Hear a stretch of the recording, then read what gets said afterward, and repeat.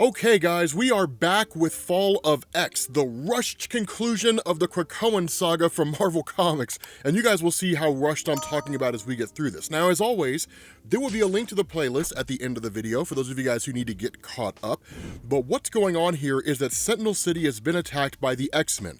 What does that mean? So for those of you guys who have been following the X-Men this entire time, we knew about Orchis, which is to say a kind of coming together of various humans from different walks of life across the world for the purpose of destroying the X-Men. So Orchis consisted of former S.H.I.E.L.D. agents, Hydra agents, advanced idea mechanics, just average Joes who had advanced degrees in engineering and so on.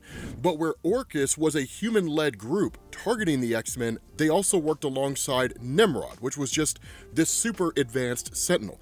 Come to find out, during the fall of the House of X, Nimrod had secretly had his own agenda, which was to basically take over Orchis from the inside out, which it successfully did. Sentinel City was basically a kind of concept created by Nimrod for the purpose of subduing Orchis if the time ever came, and then taking over the entirety of the world with Sentinels controlling everything. More so than that, it was also tied into the concept of Enigma. We won't go into that here because it's overly complicated, and we'll talk about that once we get back into Powers of X. We've been waiting because it wraps back around at the end of this story. But what's important here is that Cyclops and Nightcrawler and these X-Men here at Sentinel City are only one part of it, because as Nimrod states in his fight against like Wolverine and Magneto and these guys, he says, I have multiple bodies. I'm fighting you here, and in New York City, and in Washington, D.C. And so what you get is this kind of multifaceted conflict against Nimrod as a whole. Now, this is the reason why going after Sentinel City was so important, because it's basically the main hub, right? It's the core of Nimrod. If you take that down, all the Nimrod variants go down with it, because it's the only way to win. Nimrod, as we've seen in like the very beginning of Hickman's X-Men run, when we saw those different alternate realities where mutants always ended up in a war against the human population or against the Sentinels or what have you, Nimrod always emerges and Nimrod always kills everybody. So Nimrod being the death of the X-Men is an almost absolute guarantee. It's a last-ditch effort. What's crazy about this is that in his fight with Nimrod, Colossus gets punched into space. Now, technically it happens off-panel. We don't actually see it take place, but of course this leads to Nightcrawler teleporting to Colossus and then bringing him back. And so at that point, we switch over to a conflict or a kind of fight between Rogue and Omega Sentinel. Now, we need to talk about Omega Sentinel here for a second, because she's a really, really cool character, and up to this point, I've kind of danced around the idea of explaining her in an effective way, because I didn't know what Marvel was going to do with her. But we know at the end of the story, right, we find out how her character progresses. So the nature of Omega Sentinel, of Karima Shapandar, is that during the X-Men run, like Operation Zero Tolerance and some of the stuff that came after and some of the stuff that came before, she was basically just a mutant, but she was eventually imbued with Omega Sentinel technology. Not that dissimilar, and in fact almost identical to what you guys saw in X-Men 97. What's important here is that for a time, she operated as an Omega Sentinel trying to eradicate mutants. Eventually, that kind of programming was undone and she went back to her normal self, albeit with her technological enhancements. What ended up happening in the time leading up to the fall of House of X, and specifically during Jonathan Hickman's run on the X-Men in the beginning, is that you ended up having the mind of her future self, who became completely subdued by the Omega Sentinel technology. It was really more of an alternate reality version of her, but she totally gave in to her Omega Sentinel technology and was corrupted by it and quote-unquote became her completed self. That mind was sent into the mind of her younger self. And so what you see here is Omega Sentinel, but it's Omega Sentinel from the current Marvel landscape with the mind of an alternate reality version of her character. Hopefully that was clear as mud. Marvel's not very good at doing like alternate reality cross-time capers in concise ways. But what's important here is that when Rogue shows up on the scene, of course, as most of you guys know, she's a powerhouse. And with all the abilities and modifications that Omega Sentinel has, they need that because she's kind of like somebody who's a walking, talking variant of Nimrod. She can adapt to people's powers and so on and so forth. But the cool thing here is that it's not a long fight because Rogue is a distraction.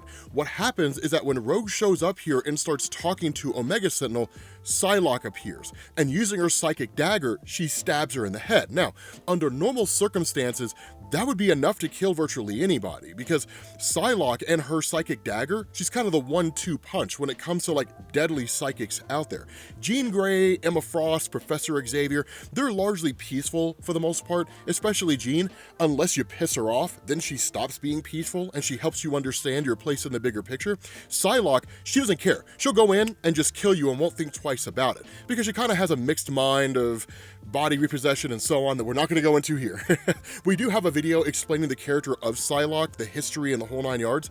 If you're interested in that, just understand she's probably the deadliest psychic that's part of the X-Men roster in Marvel. But her stabbing Karima through the head with a psychic dagger was not done exclusively for the purpose of wholly killing her.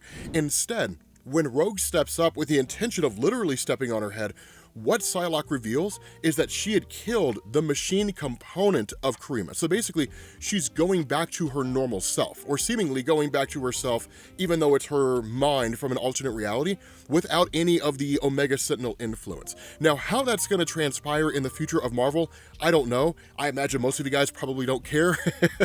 I'm not really sure I care, to be honest with you. And I don't know what role she's going to play, truth to tell. It could be that she's just kind of a replacement for Forge, but as I understand it, recently in Marvel, they've kind of elevated Forge to make him like an Omega level type character, so who knows how that's going to unfold. What is important is, of course, Rogue grabs Psylocke and brings her back to the main battle against Nimrod. And that's one of the things that I want you guys to observe here, right? Rogue, Psylocke, Colossus, Nightcrawler, all these guys, they're getting obliterated by Nimrod because he's just that powerful. And it's one of the things that I love that they're doing about the fall of the House of X.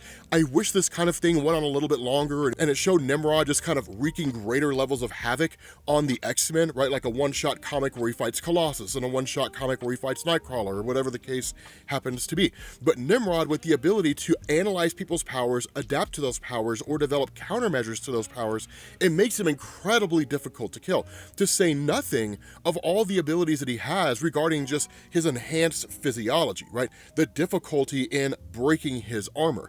And that's why after he takes out all these different mutants, we get this really, really interesting monologue. What we're told here is, for a moment, it seemed like the tide had turned, but Nimrod was still one step ahead. The machine ejected Colossus into space for the express purpose of drawing Nightcrawler away from sabotaging the station.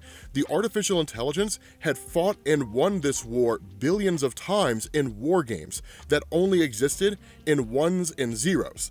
Essentially, simulations that Nimrod was running if this battle and when this battle ever unfolds. And it says Nimrod never stopped playing games. He killed billions of souls in his minds, and in that time, there was always one X-Man left standing after the others fell.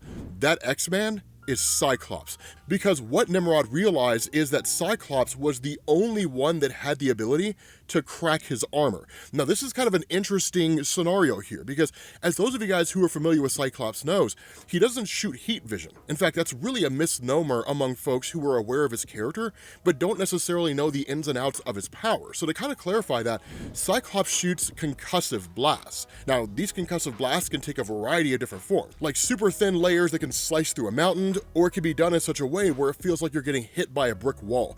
In his fight with Nimrod, it seems like it's a combination of both, utilizing his powers in such a way to where it's like throwing razor blades at this guy and at the same time punching him in the face. Honestly, Cyclops is really, really underrated in terms of how he uses his powers and how creative he can be for those who were not familiar with X-Men comics. A lot of you guys have figured it out because of X-Men 97. Using his optic beams to stop himself from hitting the ground, that's still one of the most dope things I've ever seen Cyclops do ever in the history of any X-Men media. But still, in the end, because of these war game simulations that Nimrod had been playing, he had figured this out. He had expected this, that Cyclops was going to attack him in such a way to where it could crack his armor. That's one of the benefits of being a machine like Nimrod, sitting down and just calculating every possibility, not that dissimilar from like Doctor Strange in Infinity War. And so once this goes down, he immediately starts taking them out one by one. In these varying locations that he's in, he overcomes everybody, right? Magneto and his daughter Polaris, Emma Frost and Sync, the guy who can copy copy other people's powers, Cyclops as well. And so in this moment, there's one thing that Nimrod did not count on, and it was because they were not on the battlefield at the time this whole thing kicked off. That when he's talking to Cyclops, he asks, any last words? And he says, she will not let you kill me. And when he asked the question, right, when Nimrod asked, is this more prattle about your dead wife? The response of Cyclops, no, allow me to introduce you to Storm. Because here's the thing, man. For those of you guys who have been following the X-Men, you know. But for those of you guys who have not, Storm in Marvel Comics, dude, they have hardcore beefed her character up. They've made her more powerful. She's a lot more important than she used to be before, right? Like the whole Genesis War storyline, that was amazing. I mean, it's nuts how capable she is. And I love what they've done with Storm. And I love that she's going to be on the Avengers now, right? Like, I love what they're doing with Storm's character. It's so fantastic. But she was not a part of all this, because remember, Magneto died during the Judgment Day story, right? Avengers versus X-Men versus Eternals. But Storm went into the afterlife to bring Magneto back. So when all this kicked off, she was off doing that. And so it's what Nimrod never calculated, right? He assumed Storm was dead, that she was killed in some kind of a conflict or what have you. So he never really concerned himself with her. And he certainly never worried about the massive power boost that she'd gained through sheer training and really even some modifications and her experience with those on Arakko, right? Basically Mars. And so what happens is that when she shows up, she immediately subdues Nimrod like that, right? Shuts this guy down. Now, it's not enough to like eradicate him on the spot. And even then, what they realize is that while Storm is enough to attack Nimrod and to throw Nimrod off, right? Just long enough to be able to analyze the situation and to modify, what they say is because Storm is here, now we have a fighting chance, right? The way it's explained, Nimrod's duplicates created a flaw that he could not perceive. Being able to exist and think across vast distances required a lot of data and power, an inclusion that Storm's gift exploited. And so that's why Magneto and Polaris realize, right? Magneto says, of course, it's facing Storm elsewhere. And Polaris says, were we to increase the magnetic field inside of Nimrod, we might generate a lightning leader here and there. They're basically turning him into a lightning rod. And because it's all tied together, what affects one affects the other. And so Storm brings her powers to bear. And it's dope because she says, Nimrod, if you are ever destined to be more than what you were programmed to be, then you will flee from the X-Men or you will die today. What you choose next will decide your fate. Now, here's the thing, right? A lot of you guys know Storm just from years past in Marvel Comics or from X-Men 97 if you haven't been reading recently. And the idea was that Storm wasn't necessarily a pacifist, but she was one who was just kind of like, look, I mean, we don't have to do this, right? She would try to reason with you and she would try to talk to you. Not anymore, man. Storm does not put up with people's shit. And the thing is that if you piss her off, she will just destroy you on the spot. Like, just, that's it, right? I mean, that's it, man. She's just done putting up with it, or she's had it up to here with all your nonsense. It's amazing. That's why I say, man, I love the way they handle Storm right now. And so what happens is that when Nimrod rejects the offer, then Storm's like, okay, cool, then we can play this game. And this girl goes in and just obliterates this guy, right? Like Cyclops cracks the armor, Storm takes care of the rest. And even then, like when Synch shows up, harnesses the power of Storm. This happens at the same time that Magneto and Polaris are turning Nimrod into a lightning rod. And so basically, it blows Nimrod to pieces. Not only that, it says the storm that Nimrod faced even wiped out the duplicates of himself that he hid from combat. So they're all gone. Right, there is no more Nimrod in any capacity anymore. But here's the beauty of Nimrod as a character. Remember, the entire basis behind Nimrod, the whole foundation of Nimrod, is time travel. The only reason that anybody in the present day is aware of who Nimrod is because of Days of Future Past. That when Rachel Summers, that alternate reality daughter of Cyclops and Jean, traveled back to the modern day to understand why it was that her future hadn't changed, totally unaware of the fact that it became an alternate reality because that future was prevented, Nimrod followed her back. And that introduced the concept of Nimrod to the modern era. And over the years, you've seen how that's manifested, right? Like Nimrod and Master Mold merging into Bastion. The idea of William Stryker getting his hands on a Nimrod robot and using it to pretend that he can see the future, and then having his purifiers attack the X-Men and blow up a busload of kids. I mean, you see all these things kind of manifest in varying ways. So Nimrod is not going anywhere. Right, there's entirely possible that in Marvel in some story, Nimrod could return. We don't really know how that's going to manifest. This was a very particular instance of Nimrod being here and then having been here for a lengthy period of time and then fighting a particular cause and adapting every step of the way. Most times, whenever Nimrod came back from back in the day, he would just like be here and attack the X-Men, and that was it, right? I mean, there wasn't a whole lot doing. And so what happens is that in the midst of all of this conflict effectively over, that Eden Fessy shows up. Now, this guy has kind of been here the whole time, but the reality is that outside of his ability to teleport, his ability to contribute here was fairly limited because the guy's a MacGuffin. So, much like Karima, since we can kind of go through and see what Marvel's doing here with his character, specifically with what happens later on in this comic regarding his sister Lactuca, or kind of his spiritual sister, if you want to call it that, the nature of Eden Fessy is he goes all the way back to the days of Jonathan Hickman's Avengers and New Avengers run, and even before. I would say Avengers and New Avengers is really when they elevated his character and gave him a greater purpose than he'd ever had before. But the nature of him is that he goes by the name Manifold. Historically speaking, he was just a guy who could teleport. That was the big thing about him. What Hickman established in his Avengers and New Avengers run, and what was particularly established in X-Men Red, I think it was issues 9 or 10, is that he is a universal shaper.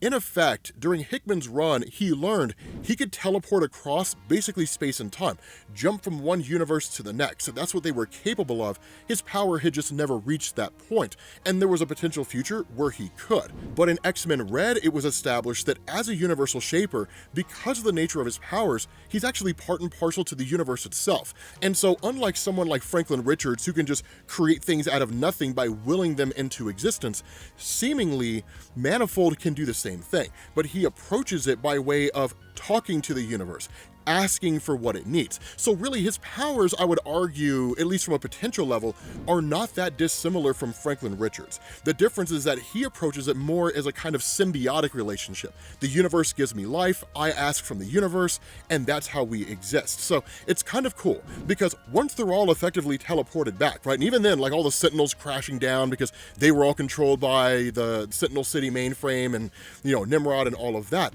that what happens is that with Manifold, they end up being approached by Lactuca while they're teleporting. And this is the cool thing. Lactuca's very similar to Manifold, right? Like her powers are almost identical, and that she kind of sings to the universe as opposed to talking to it. But at the end of the day, the result is all still kind of the same. But she shows up here in a very ambiguous manner, or very kind of riddly with her statement, because she says, "I am hoping to obfuscate you from the threat that remains." And she says, if the Enigma looks this way, it will only see the void of the cosmos. And so the statement by Manifold is, then once again, I owe you my thanks. This is Lactuca Cyclops. If she is here, then we're in good hands. And you even have Cyclops who says, like, I've heard of you, right? Just from my time talking to Jean and so on. And Lactuca says, the universe is on the precipice, Scott Summers.